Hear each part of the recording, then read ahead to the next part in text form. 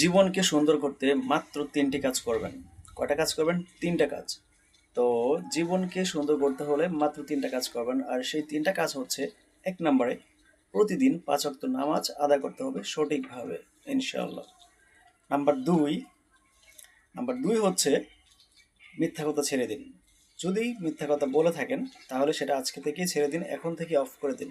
কখনোই কারোর সাথে মিথ্যা কথা বলবেন না, সেটা কারোর সামনে হোক, কারো অবর্তমানে হোক, মিথ্যা কথা ছেড়ে দিতে হবে, ইনশাআল্লাহ। নাম্বার ৩, আরেকটা বিষয় হচ্ছে যে নাম্বার ৩ সেটা আমি বলবো, তার আগে হচ্ছে প্রথম ১ নাম্বারটা তো মনে আছে, বলেন তো কি? ২ নাম্বারটা? হ্যাঁ, মিথ্যা কথা ছেড়ে দিতে হবে, ৫ ওয়াক্ত নামাজ আদায় করতে হবে। আর ৩ নাম্বারটা হচ্ছে হালাল অর্থ উপার্জনের জন্য কঠিন পরিশ্রম করতে হবে। ঠিক আছে? হালাল অর্থ উপার্জনের জন্য আপনাকে কায়িক পরিশ্রম করতে হবে, মেন্টালি পরিশ্রম করতে হবে। যে পরিশ্রমই হোক না কেন, সেটা হালাল অর্থ উপার্জনের জন্য করতে হবে।